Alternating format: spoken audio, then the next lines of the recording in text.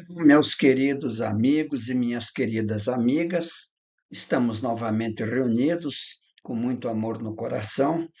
Vou passar para vocês hoje, em continuação ao estudo que estamos processando do livro dos Espíritos, no capítulo 9, Intervenção dos Espíritos no Mundo Corpóreo.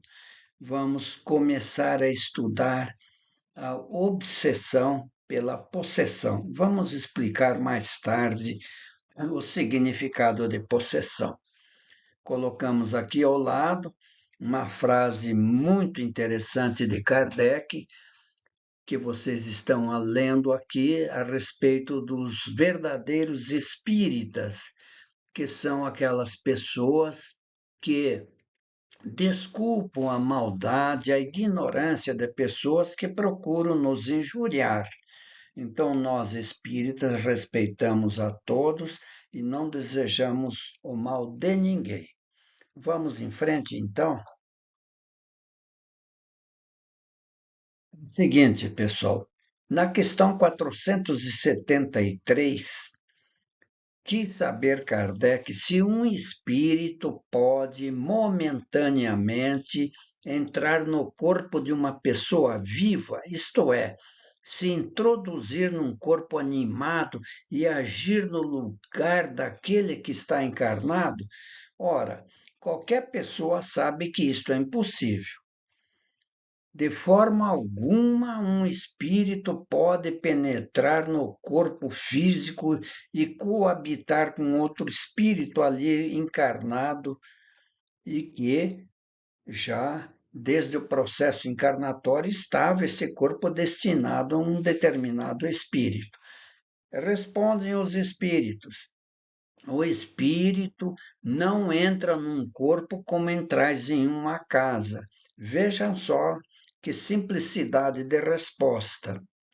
Ele se identifica com um espírito encarnado que tem os mesmos defeitos e as mesmas qualidades para agir conjuntamente.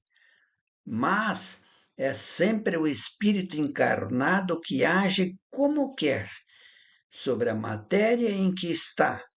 Um espírito não pode substituir o que está encarnado, porque o espírito e o corpo estão ligados até o tempo marcado para o fim da existência material. Então vejo que é um problema fácil de ser entendido, porque desde que nos planos espirituais, quando o candidato à reencarnação está sendo preparado, o seu espírito e o seu corpo físico, que passa por um planejamento muito longo, isso nós já vimos lá no princípio. Quem estudou e assistiu o livro Nosso Lar, ele sabe como.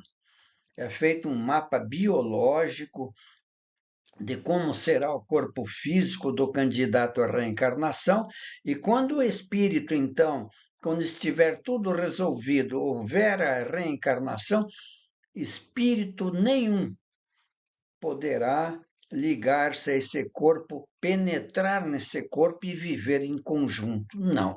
Isto é simplesmente impossível e poucos sabem disso.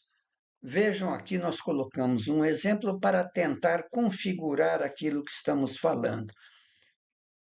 O espírito encarnado, não é? E um outro espírito tentando penetrar e viver em conúbio com esse espírito encarnado. Não, não é possível, estaria completamente fora das leis da reencarnação, estatuídas por Deus desde toda a eternidade. Portanto, não tem lógica nenhuma. E assim vamos em frente.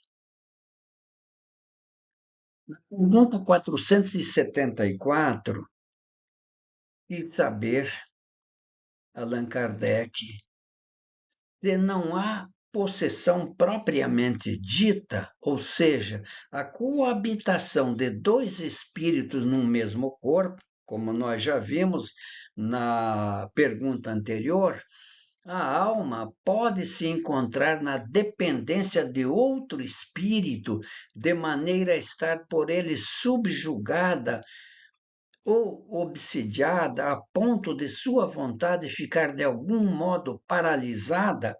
Agora é outro caso. Aqui sim é possível, e aí é que está a verdadeira possessão. Mas veja bem, possessão não no sentido corpóreo, de tomar conta do corpo, não. Os espíritos obsessores, eles tomam conta do cérebro da pessoa. Então,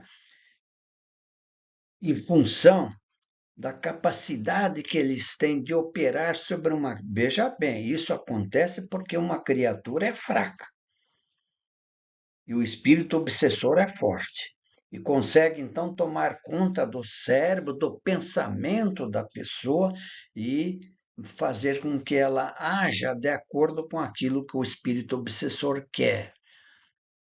Então, isso sim é possível, mas é preciso entender que essa dominação nunca ocorre sem a participação daquele que sofre, ou seja, ele permite, ou então é tão fraco que não consegue se desvincular do obsessor, seja por sua fraqueza, seja por seu desejo, que tem pessoas que gostosamente se entregam ao obsessor, compreende? É possível, como não? Tem se tomado frequentemente por possessos, os epiléticos ou os loucos, que têm mais necessidade de médico do que de exorcismo. Pessoal, é o seguinte: a obsessão existe, essa obsessão importuna que toma conta da mente da pessoa. Eu já vi casos absurdos. Certa ocasião, vou contar rapidamente um. Estava na Lapa, no mercado da Lapa, muito conhecido, mesmo porque eu moro perto, e de repente eu escutei um relincho de cavalo. E dali a pouco eu vi que aquele barulho que faz o cavalo com as suas patas, né? Um homem com ferradura, não sei como é que ele conseguiu pôr nos pés e um rabo de cavalo e passava relinchando. Este é um terrível caso de obsessão que o espírito tomou conta do corpo deste pobre obsidiado, do corpo cerebral, certo? E ele comanda, então, os destinos dessa pessoa. E quando ele bem entende, ele achou de fazer com que esse camarada, esse pobre coitado, tomasse atitude como sendo um cavalo. Allan Kardec também, na Revista Espírita, cita tantos casos, né? Eu não vou engordar aqui a nossa transmissão, mas conto rapidamente um outro exemplo. Um espírito obsidiado no tempo de Kardec. Kardec narra que quando o espírito obsessor tomava conta dele, da sua mente, ele se ajoelhava quando vinha uma moça, não importa se bonita, feia, velha, ele se ajoelhava na frente e pedia a mulher em casamento. E ele conta que nesse período ele não queria se ajoelhar, ele queria resistir, mas era incoercível a pressão exercida pelo obsessor e ele se ajoelhava. Então ele era muito conhecido e era motivo de gargalhadas, não é? Todo mundo ri da infelicidade desta pobre criatura. Mas a vida é assim. Quantos e quantos casos existem aqui pelo nosso Brasil afora que a gente desconhece? Muito bem, Kardec então coloca uma nota dizendo o seguinte: a palavra possesso, na sua significação comum, supõe a existência de demônios, como muitos na Igreja Católica, por exemplo, quando um espírito obsessor toma conta de uma pessoa e é levada a um sacerdote para fazer o tal de exorcismo, eles falam que é o diabo, né, que tomou conta. Então, ou seja, de uma categoria de seres de natureza má, e a coabitação de um desses seres com a alma no corpo de um indivíduo.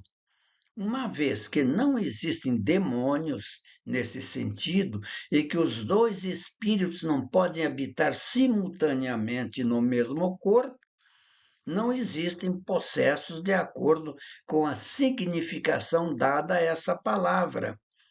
A palavra possesso deve ser entendida como sendo a dependência absoluta, dependência moral, espiritual, daquele em que a alma pode se encontrar em relação a espíritos imperfeitos, exercendo sobre ela o seu domínio. É isso aí, pessoal. Não tem demônio, não existe demônio, não existe diabo, não existe nada desses seres voltados eternamente para o mal. Existem espíritos imperfeitos, mas que, ao longo da vida, dos sofrimentos, das encarnações, eles vão se depurando pouco a pouco. É a oportunidade que Deus confere a todas as criaturas. Senão eles estariam irremediavelmente destinados a viver no mal, no desconforto. Não, isso não existe. Todos nós evoluímos, desde o mais endurecido dos assassinos, dos facínoras, todos terão sua oportunidade ao longo das existências. Vamos em frente. Nesse próximo slide, pessoal, nós estamos falando da fascinação, que nós vamos estudar mais um pouco à frente. A fascinação é um estágio mais avançado da obsessão. No primeiro estágio é a obsessão simples, onde um espírito procura importunar o médium, não é? Sempre levando para ele ideias que o médium não quer saber, que não se interessa, é um importuno. É um sujeito, é um espírito chato, digamos assim. Mas, se a pessoa aceita e vai convivendo com isso, é perigoso entrar na chamada fascinação, que nós vamos ver mais à frente. Nós colocamos aqui nesse slide para vocês verem um espírito obsessor querendo fascinar uma pessoa. Ele insiste, ele fala que suas ideias são as legítimas, as ideais, para que este médium absorva os seus ensinamentos. E se ele absorve, é triste.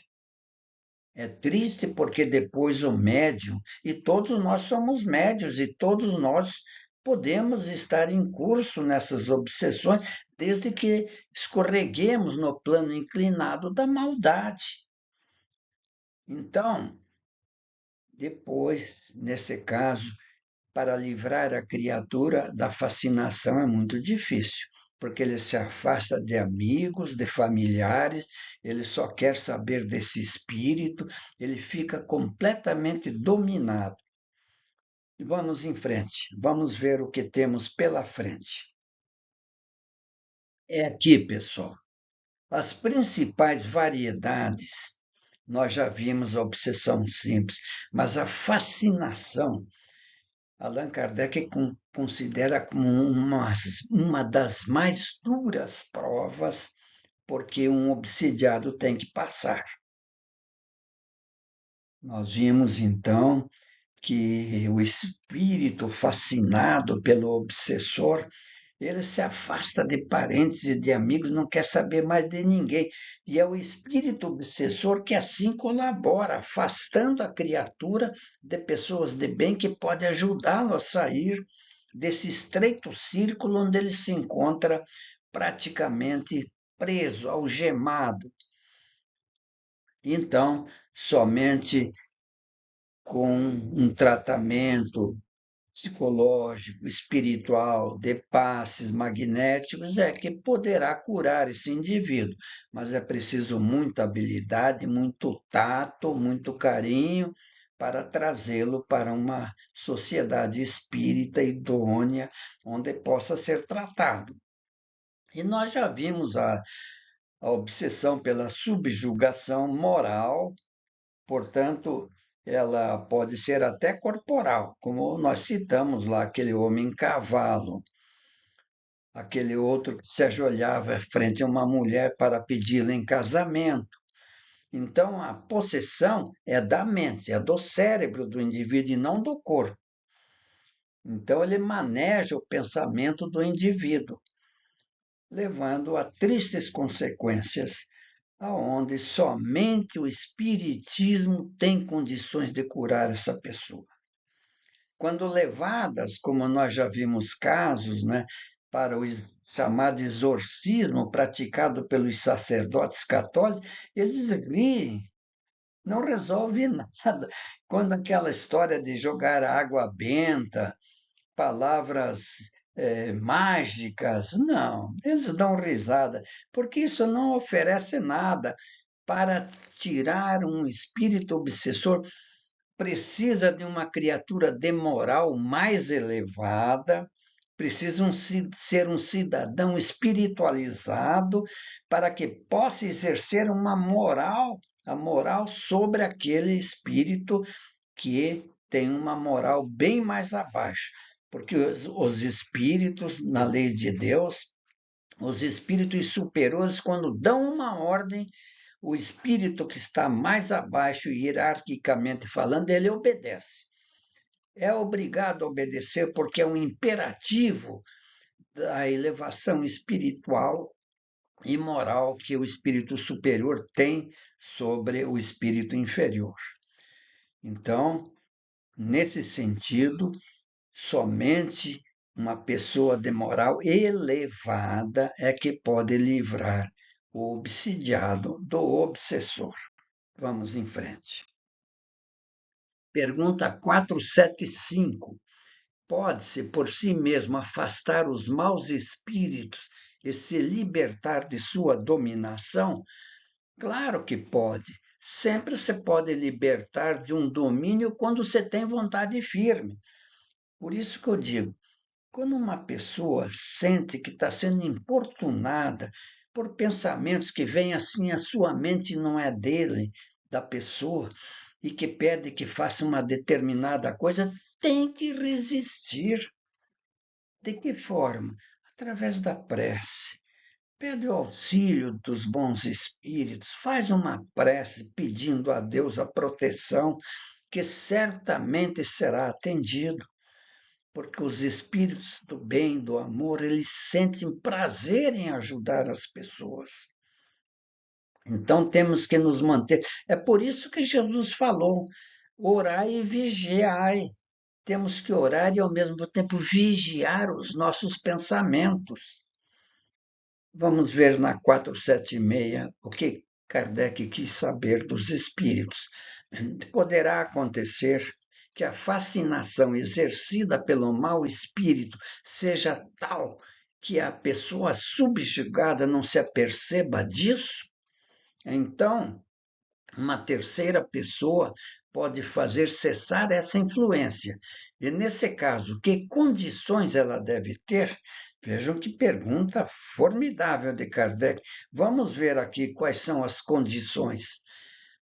Resposta dos espíritos: se é um homem de bem, sua vontade pode ajudar ao pedir a cooperação dos bons espíritos, conforme eu falei, através da prece, dos bons pensamentos, de uma vida normal, regrada, porque quanto mais se é um homem de bem, mais se tem poder sobre os espíritos imperfeitos para afastá-los e sobre os bons espíritos para atraí-los. Vejam, é o que eu falei.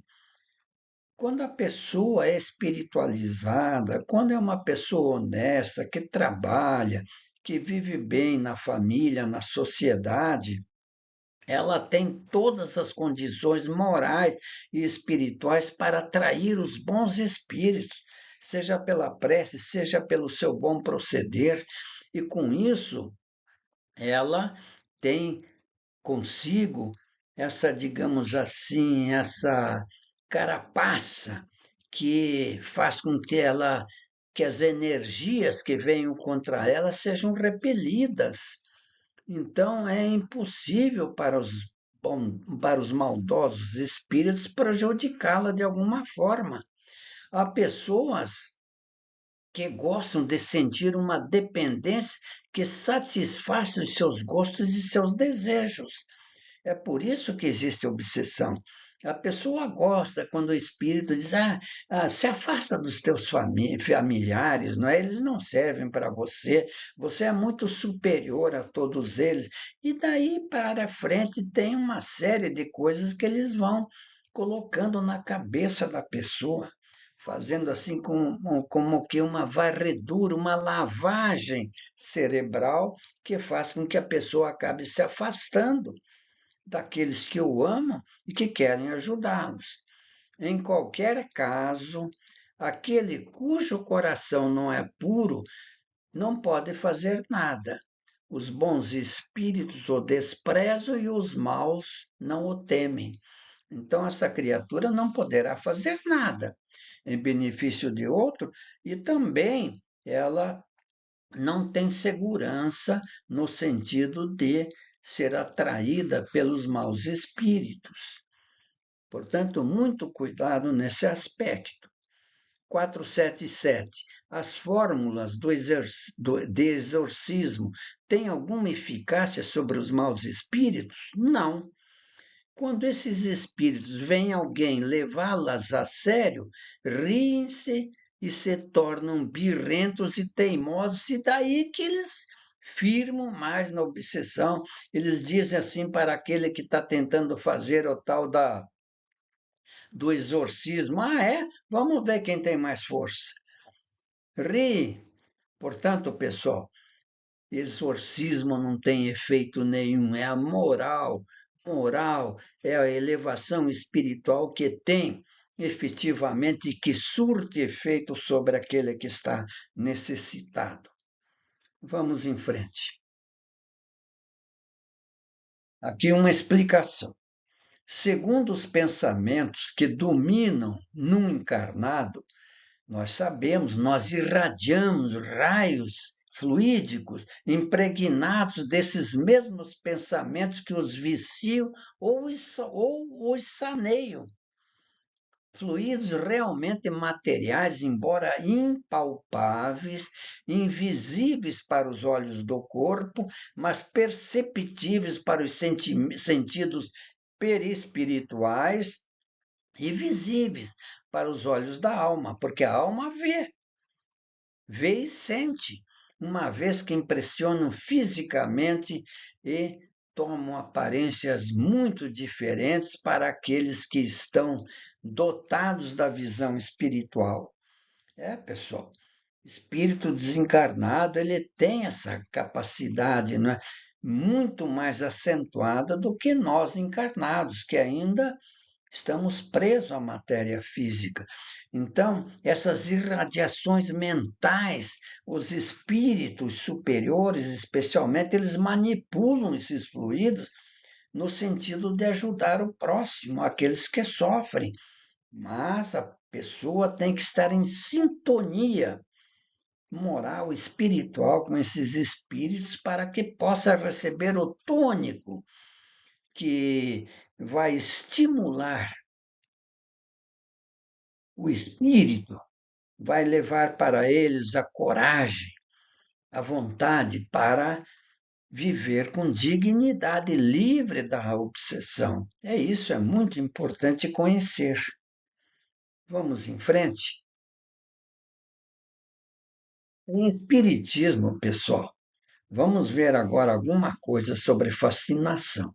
Em Espiritismo, fascinação refere-se a um tipo de obsessão onde um espírito, geralmente com intenções de manipulação, influencia diretamente a mente de um médium, paralisando seu discernimento e levando-o a aceitar como verdadeiros pensamentos e informações que são, na realidade, ilusões ou mentiras. É isso que o espírito que quer fascinar, ele induz na mente do outro coisas erradas que este outro entende como sendo verdadeiras, autênticas. Características da fascinação. Influência direta. A fascinação não é uma influência indireta, como no caso da obsessão simples, mas sim uma ação direta do espírito no pensamento do médium, levando ao fanatismo. É aquilo que nós falamos da fé cega. Então, a pessoa acredita piamente naquilo que recebe de informações pelo pensamento do espírito que quer fascinar.